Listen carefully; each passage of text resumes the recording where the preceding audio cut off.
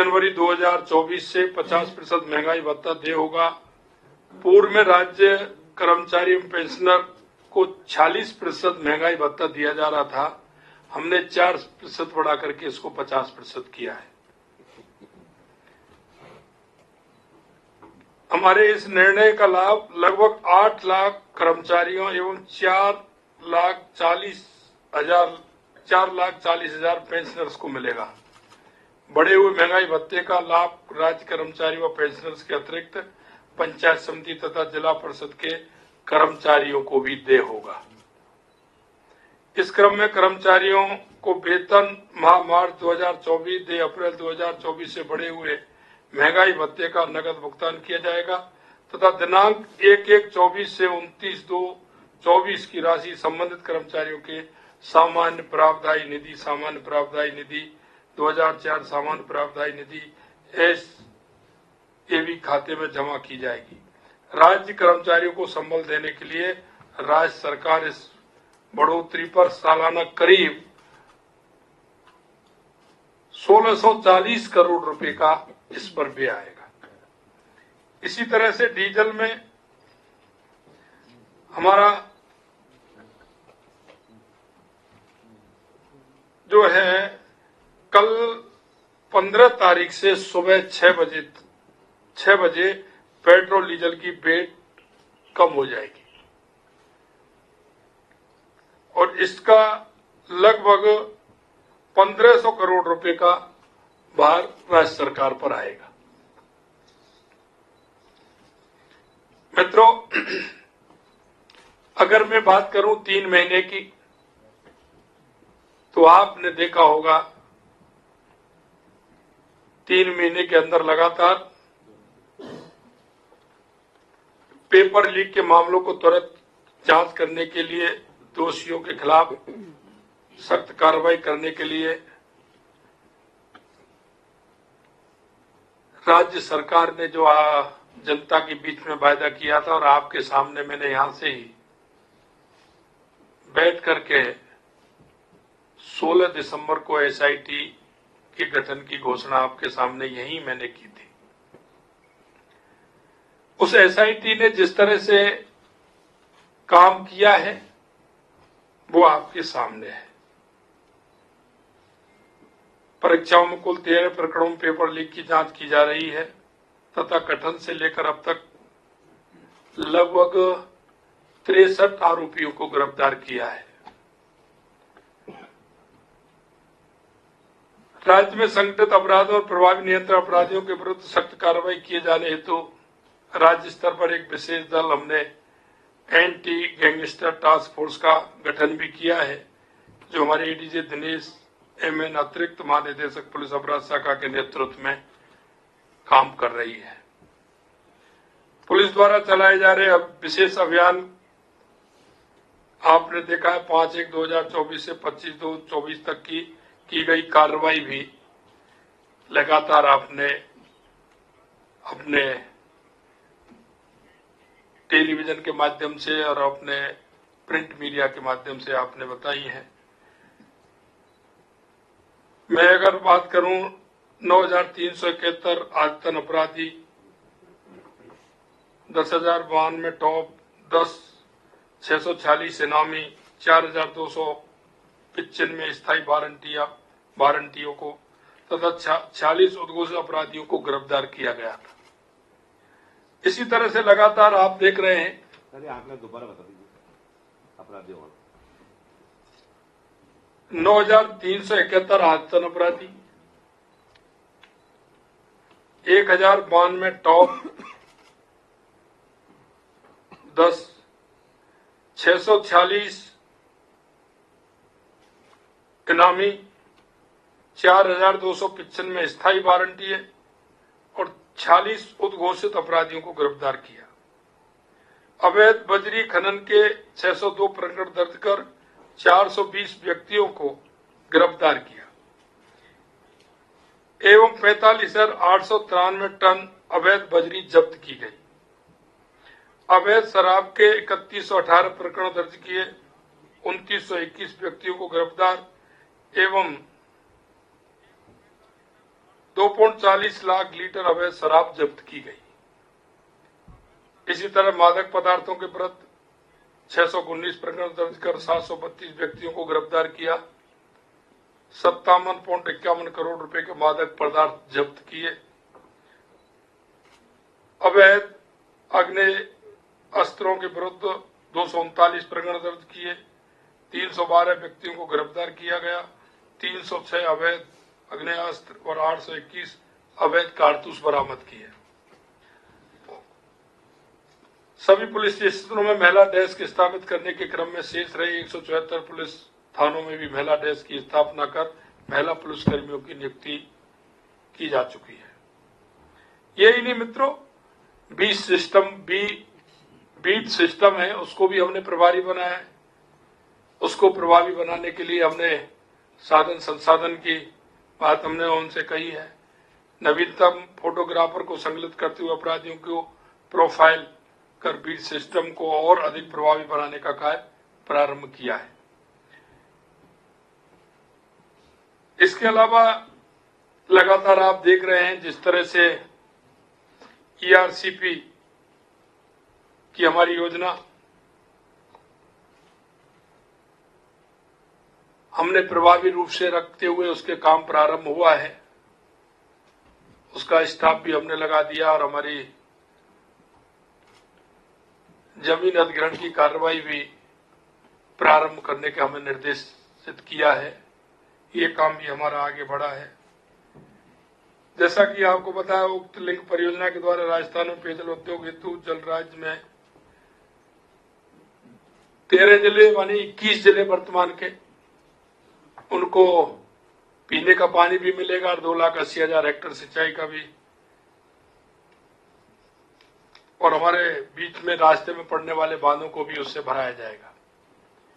यमुना जल पर मई 1994 में संपादित समझौते के अनुसार से राजस्थान को हरियाणा स्थित ताजेवाला हेड पर मानसून के दौरान 1917 क्यूसेक जल आवंटित जल के उपयोग हेतु दिनांक 17/2/2024 को केंद्र सरकार, हरियाणा सरकार, राजस्थान सरकार के बीच में समझौता हुआ। ये आप सभी को उसकी जानकारी है। सड़कों की हम अगर बात करें तो आरओबी और सेतु बंधन के लिए केंद्र सरकार ने CRIF के तहत 972 करोड़ रुपए का अनुमोदन प्राप्त किया है। कल ही किया है उन्होंने। ये कल ही 972 करोड़ रुपए का अनुमोदन हमें प्राप्त हुआ है। राष्ट्रीय राजमार्गों की लागत राशि 840 करोड़ की स्वीकृति एवं निविदा जारी की गई है। वित्तीय प्रोत्साहन योजना के तहत पिछले 8 माह से लंबित 883 किलोमीटर के 297 कार्य राशि 119.77 करोड़ रुपए की स्वीकृति वर्तमान सरकार के प्रयासों से दिनांक 21/2/2024 को जारी की गई थी। मित्रों, मैं कहना चाहता हूं कि हमने हर विधानसभा के अंदर 5 करोड़ रुपए की सड़कों के निर्माण के लिए हमने स्वीकृति प्रदान की है। हर विधानसभा में 5 करोड़ रुपए की सड़कों की स्वीकृति हमने प्रदान की है। यही नहीं, 3 करोड़ रुपए की राशि हमने अस्पताल, विद्यालय, सामुदायिक भवन, इस तरह के जो कार्य हैं, पशु औषधालय, इसके लिए हमने 3 करोड़ रुपए जहां जर्जर हैं, बना हुआ नहीं है, उसके लिए हर विधानसभा में हमने 3-3 करोड़ रुपए आवंटित किए। उनकी भी हमने स्वीकृति राशि की है। आप देख रहे हैं जिस तरह से बिजली के क्षेत्र में हमने 1,60,000 करोड़ का MOU किया है। उसके अलावा आज भी हमने 65,000 करोड़ रुपए का हमने बिजली के अंदर काम किया, यानी कि 2.25 लाख करोड़ रुपए का हमने काम किया है। इसका 3 साल बाद राजस्थान हम कह सकते हैं कि बिजली के क्षेत्र में सरप्लस होगा। हम बिजली खरीदने वाले नहीं, हम बिजली बेचने वाले हमारा राजस्थान होगा। हमारी बिजली की पूरी आपूर्ति भी होगी और हम किसी दूसरे प्रदेश को बिजली दे भी सकेंगे। हम बिजली के क्षेत्र में आत्मनिर्भर होंगे। आपने देखा होगा राज्य को विद्युत उत्पादन क्षेत्र में आत्मनिर्भर बनाने एवं राजस्थान राज्य विद्युत उत्पादन निगम के तंत्र को सुदृढ़ करने के लिए माननीय मुख्यमंत्री राजस्थान, माननीय केंद्रीय कोयला मंत्री भारत सरकार, माननीय केंद्रीय ऊर्जा मंत्री भारत सरकार की उपस्थिति में Rajasthan Rajya Vidyut Utpadan Nigam limited, NTPC limited, NTPC green energy limited, coal India limited एवं एनएलसी इंडिया लिमिटेड के मध्य दिनांक 10/3/2024 को 3325 मेगावाट की थर्मल परियोजनाएं एवं 28,500 मेगावाट की अक्षय ऊर्जा परियोजना संयुक्त उपक्रम के तहत स्थापित करने के लिए एमयू किया गया था। पावर ग्रिड कॉरपोरेशन के साथ राज्य में प्रसारण तंत्र को सुदृढ़ एवं विकसित करने के लिए संयुक्त उपक्रम में 26.74 शेयर धारिता के अनुपात में स्थापना हेतु एमओयू किया गया, जिसके तहत 10,000 करोड़ रुपए का निवेश होगा। राजस्थान ऊर्जा विकास निगम एवं एसजेवीएन के मध्य 600 मेगावाट सौर ऊर्जा परियोजना से बिजली की आपूर्ति के लिए पावर परचेज एग्रीमेंट पर हस्ताक्षर किए गए। इसमें 100 मेगावाट ट्रैफिक आधारित निविदा प्रक्रिया के तहत 2.62 पैसे प्रति यूनिट तथा 500 मेगावाट एमएनआरआई की सीपीएसयू स्कीम के तहत 2.57 पैसे प्रति यूनिट की दर से 25 वर्ष के लिए विद्युत आपूर्ति की जाएगी। इसमें हमने रेट भी निर्धारित की है और ये रेट एक दिन के लिए नहीं, 2 दिन के लिए नहीं, ये 25 साल के लिए है, क्योंकि आने वाले समय में आप सभी समझते हैं कि ऊर्जा की कितनी आवश्यकता रहेगी। उसे देखते हुए, जैसा कि मैंने पहले दिन आपको कहा था, हमारी सरकार योजना बनाते समय इस बात का ध्यान रखेगी कि वो योजना लंबे समय के लिए हो। आने वाले 20 साल, 25 साल के लिए हमारी, 30 साल के लिए हमारी योजना हो। अगर हम लंबी योजना बनाएंगे, उसे आगे देखते हुए बनाएंगे, तो वो योजना की लागत कम होगी और हमारा फायदा उसको लंबे समय तक मिलेगा। हमारी सोच हमारे राजस्थान को विकसित राजस्थान बनाना है। हमारी सोच हमें हर क्षेत्र में राजस्थान को अग्रणी राजस्थान बनाना है। चाहे हमारा पानी की व्यवस्था हो, बिजली की हो, और हमारी धीरे धीरे आप देखेंगे हमने जिस क्षेत्र के लिए योजनाओं की आवश्यकता होगी, वो योजनाएं हमारी 20 और 25 साल के लिए होंगी।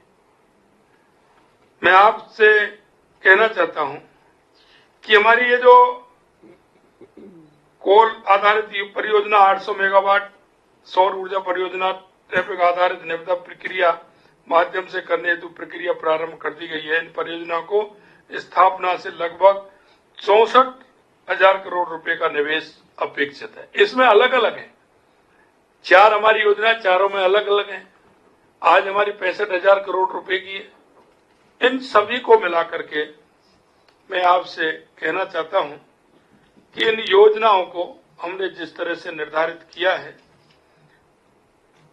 आज भी हमने जो एक योजना हमारी है उसको भी हमने 65,000 करोड़ रुपए की योजना बिजली की, एनर्जी की जो दी है, इन दोनों को मिलाकर के हमारी योजना काफी बड़ी योजना हमारी होती है, जो आगे हमारा 25 साल तक हमारा इन पर काम चलेगा। आपने देखा होगा हमने किसानों के लिए, जैसा हमने कहा और हमारे वायदे में जो हमने आपसे बात रखी कि किसानों के लिए हमने किसान सम्मान निधि देने का काम हमने किया है और 100 दिन की कार्य योजना में भी हमने जिस तरह के कार्य किए हैं वो सभी कार्य आपके सामने आपको मिलेंगे।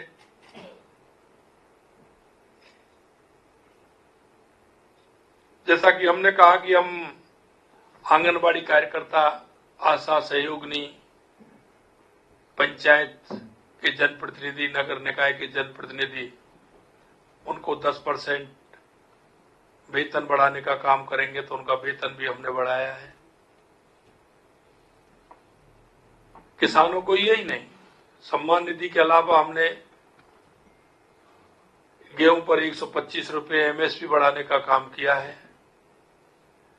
अगर मैं आपसे ये कहूं कि पिछली सरकार को अगर आप देखेंगे 3 महीने के कार्य को और हमारे 3 महीने का कार्य का आंकलन करेंगे तो आपको एक बहुत बड़ा अंतर उसमें मिलेगा। हम विश्वास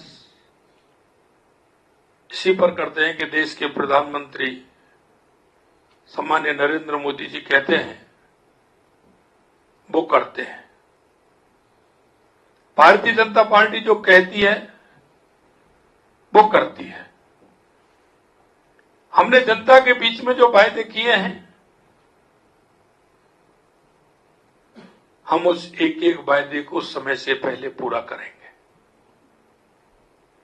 देश के यशस्वी प्रधानमंत्री नरेंद्र मोदी जी के नेतृत्व में जो जनता को विश्वास है कि मोदी जी जो कहते हैं वो करते हैं और करते हैं वो ही कहते हैं। हमारी ये डबल इंजन की सरकार राजस्थान के अंदर